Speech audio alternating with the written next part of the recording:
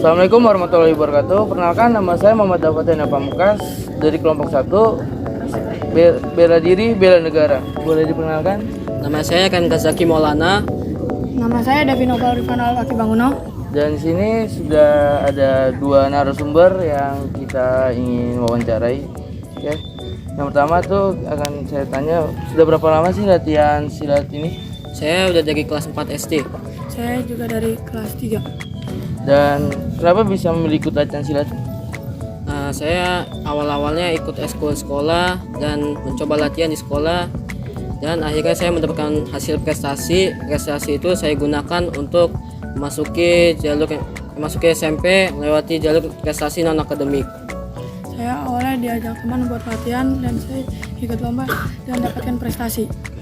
Dan sudah berapa banyak sih kalian tampil atau lomba itu, dan apa yang paling terkesan di antara lomba-lomba yang kalian ikuti? Saya sudah mengikuti 7 lomba seni tunggal, dan salah satunya ada Paku Bumi, JKTC, dan Banten Cup. Saya mengikuti 13 pertandingan tanding,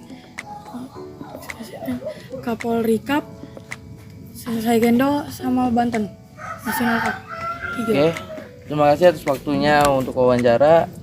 Sama-sama, Kak. Bela diri, bela negara. Boleh abang-abang perkenalkan diri terlebih dahulu? Baik, nama saya Chandra Saputra. Nama saya Ahmad Prasetya. Oke, saya akan mewawancarai pelatih dari pencaksilat ini. Yang utama itu, mengapa abang-abang ini memilih untuk melatih dan mengikuti silat, dan apa ada alasan khusus itu? Baik, dimulai dari saya aja kali ya. Iya. Kalau dari saya pribadi, pertama guru besar Troktok yang ada di perguruan silat ini, dia awal mulai itu lagi sholat bang di musola. Jadi sebenarnya diadakannya sanggar ini untuk mewadahi anak-anak kampung sini sebenarnya bang, untuk mengarah ke arah yang positif. Iya. Tuh, alasannya sih itu bang, biar diri kita pribadi yang ikut silat ini, terutama di kampung ini, lebih terarah bang. Oke. Terus buat kalau kita jadi pelatihnya, mungkin awal mulanya kita sama kayak dilatih kayak anak-anak yang sekarang, dilatih terus makin kesini banyak anak baru, dan guru besar Troktok perguruan sini itu juga dia masih sibuk sama kerjaan, jadi nggak ada yang megang, ya kita sebisa jurus kita yang kita ajar ke anak-anak yang bisa-bisa aja. Dan terkait kesibukan ini, abang-abang kesibukan apa sih untuk sekarang ini? Kalau untuk saat ini kebetulan saya baru lulus SMK, jadi masih mencari sekolah-sekolah aja sih bang untuk mengajar di sekolah. Saya masih nyari-nyari ke SMP, SMK buat ngajuin eskul gitu. Oke. Dan bagaimana sih pendapat yang tentang budaya silat di masa sekarang kayak gini bang?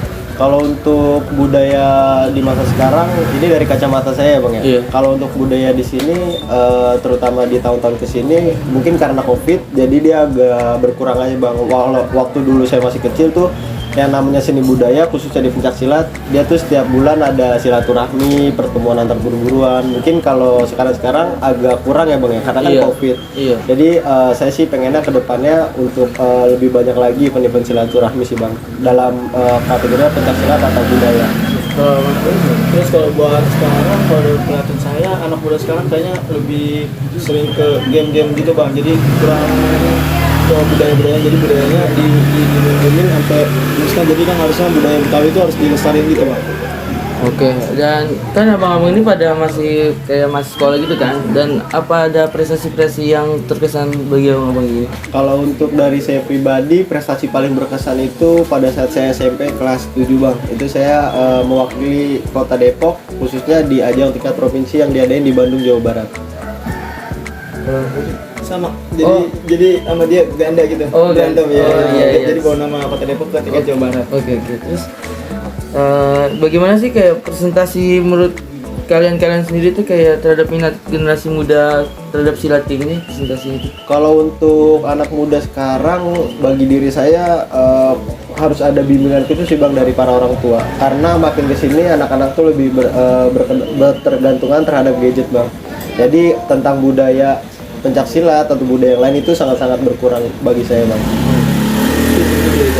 Dan kalau masalah kesibukan kayak gitu kan bang, abang kan untuk melatih gitu apa abang bisa membagi waktu kayak gitu bang? Kalau untuk saya pribadi, kadang saya memberi motivasi kepada anak-anak yang lain atau anak-anak yang dilatih. Saya berusaha untuk memberikan dia waktu untuk baru main game, tapi kita batasin dalam arti it's okay dia boleh main game, tapi kita bagi waktu misalnya 1 jam atau 2 jam. Selebihnya kita lebih membuka wawasan kita tentang budaya. Ya mungkin kalau buat kesibukan kan sementara ini kan kita masih nyari-nyari kayak SMP SD gitu. Iya. Nah buat sementara ini paling kesibukannya ya cuman ngajar di sini sama ngajar di SD gitu. Jadi kan saya berdua masih ada pelatih lagi yang lain jadi bisa dihandle diganti-gantian. Iya. Terus bagaimana sih cara mempertahankan budaya silat ini? Kalau untuk mempertahankan budaya silat ini lebih ke mungkin lebih banyak event aja sih bang ya, tentang budaya tradisi, budaya Betawi, lebih banyak acara-acara, karena dari situ kita dapat menumbuhkan atau menimbulkan bahwasannya budaya ini masih ada, jadi nggak punah gitu bang. Iya. Mungkin kalau yang buat menimbulkan rasa pengen ngikut silat itu melestarikan budayanya kan ada silat itu kan terbagi 2 ya bang, tradisi sama prestasi. Nah mungkin orang sekarang tuh melihat dari prestasinya bang, kayak misalkan kita ngikut event, wah dia juara 1 nih bisa masuk ke SMP atau SMK negeri, masa gua nggak bisa kayak gitu bahasa kasarnya. Jadi bermotivasinya dari situ prestasinya. Oke, terus hal apa sih yang bisa untuk menarik perhatian dari generasi-generasi ini untuk mengikuti silat ini? Kalau untuk dari generasi untuk menarik dia lebih ke event perlombaan sih bang, kan ada yang seperti bang Akmal bilang tadi ada tradisi dan prestasi. Di prestasinya itu kita dapat masuk sekolah bang, masuk sekolah lewat jalur prestasi untuk sekolah negeri. Biasanya tuh kalau kita sharing ke teman-teman bahwa sana si A masuk sekolah negeri pakai prestasi dan orang tuanya itu kadang tertarik, oh berarti siapa tahu anak gua ikutin silat bisa masuk negeri lewat prestasi, itu bisa jadi suatu minat juga bang bagi si anak. Sama juga ya. Terus bagaimana sih harapan untuk kedepannya untuk budaya silat ini? Untuk budaya silat ini ke depannya, saya sih berharap bahwasannya budaya silat ini bisa lebih mendunia lagi bang. Ya mungkin nggak cuman stuck di Indonesia aja, jadi misalkan ke macam-macam negara gitu, jadi biar orang luar pada tahu kalau Indonesia tuh punya budaya Betawi silat. Dan jika abang-abang kayak melanjutkan pendidikan lagi kayak gitu, apakah abang-abang masih mau melatih atau mau ikut kayak lomba-lomba lagi seperti itu? Kalau untuk melanjutkan, saya pribadi ingin melanjutkan sih bang, untuk mau kuliah, tapi saya berusaha untuk membagi waktu bang, bahwasannya boleh kuliah tapi jangan lupa juga sama dari mana saya bisa mengenal budaya. Dan apa ada pesan terakhir bang? Kalau untuk dari saya, bahwasannya ada pantun, buaya mencari makan melata di waktu pagi, budaya harus kita lestarikan, kalau bukan kita siapa lagi. Udah coba. Oke. Makasih ya bang atas waktunya. Baik ibu, boleh ibu perkenalkan? Oh iya, nama saya Ibu Nata. Saya istrinya dari Pak Agus Sofyan yang mendirikan Sanggar Kelompok Kijang Putih ini. Gitu. Terus sebenarnya kita mendirikan sanggar ini tujuannya tidak muluk-muluk. Jadi hanya untuk sebagai sarana anak muda untuk berlatih, kemudian untuk mengisi kekosongan waktunya juga, tapi kemudian berlanjut karena kita sudah berkecimpung di agak lama, kemudian ternyata ada prestasinya gitu seperti itu. Terus hasilnya pun ya anak-anak dari kegiatan kita latihan seminggu bisa 2-3 kali itu mereka bisa mendapatkan sekolah negeri dari jalur prestasi seperti itu. Dan dari awal ibu berdirikan ini, apakah mas makin meningkat dari minatnya untuk mengikuti silat? Oh iya, untuk awal itu pertama itu hampir sekampung Kak, hampir 80 anak itu ikut latihan di sini. Tapi itu awal-awalnya memang kayak ikut-ikutan. Jadi mereka ikut gitu, terus temennya nggak latihan gitu. Setiap tahun seperti itu. Apalagi kita mau puasa, itu kan libur ya. Puasa itu libur kita sebulan, tidak ada kegiatan silat. Ketika kita mulai baru itu, jadi kayak mereka mulai menyusut gitu kan, sedikit gitu. Nanti ketika misalnya ada nih kayak masuk sekolah nih, mereka banyak lagi, seakan mereka perlunya kita doang gitu Kak. Jadi kayak oh perlu nih buat jalur prestasi gitu kan. Jadi ikut latihan lagi gitu seperti itu ya. Intinya naik turun tapi ya stabilnya sih di 40 anak lah gitu yang masih berlatih gitu seperti itu. Dan bagaimana sih Bu mempertahankan silat ini Bu? Pasti kan Mempertahankan ada, ya. iya kan pasti kan adanya yang kayak tadi tuh pasti sepi yang latihan Iya, kan, pasti ada iya. juga kemalasan untuk melanjutkan. Kalau saya menyiasatinya gini, setiap latihan itu materi latihan yang diberikan tidak sama. Jadi dalam arti kita minggu pagi nih materinya materi apa nih? Tradisi misalnya kita tradisi. Mulai pemanasan juga gitu.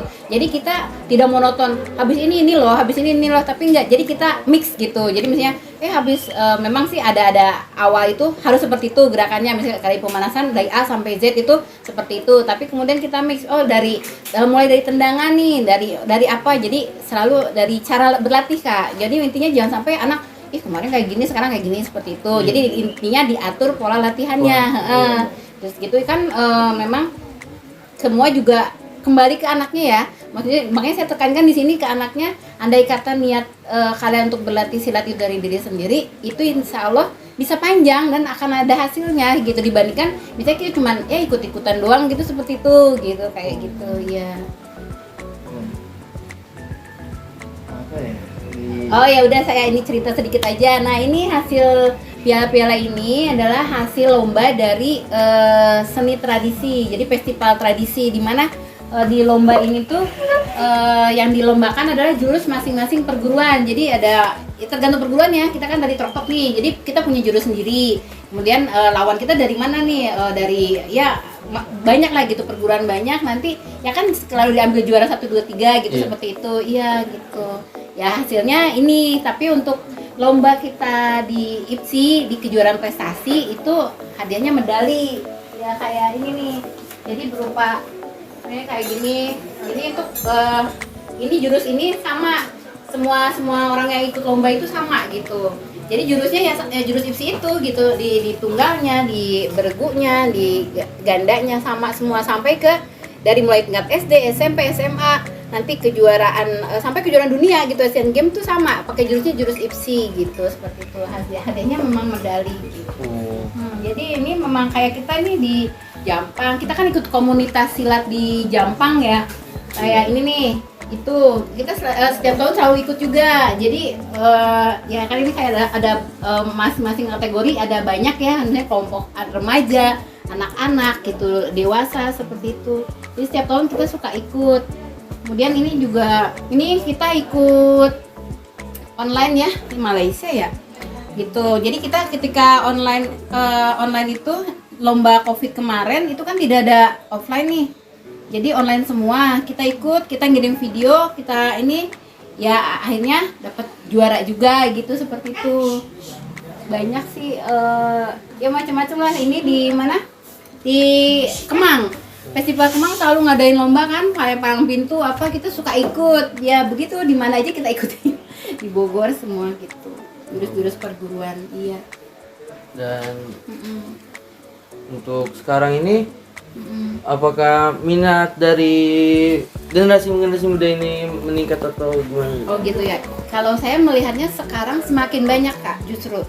Jadi dulu kita kalau lomba itu cuman berapa perguruan gitu, tapi sekarang kalau ikut lomba banyak banget gitu. Jadi intinya kita semua kayak udah giat, apalagi di Depok ini kayaknya sekarang udah mulai mewajibkan ada ekskul silat di masing-masing sekolah gitu. Jadi banyak sekali. Jadi intinya untuk kita japres juga agak susah nih sekarang, karena banyak dari manapun gitu, semua pokoknya perguruan silat itu mengakui memang yang ikut tuh udah mulai banyak gitu. Jadi makin bertambah kesininya sebenarnya gitu. Iya. Get on the floor, like it's your last chance. If you want more,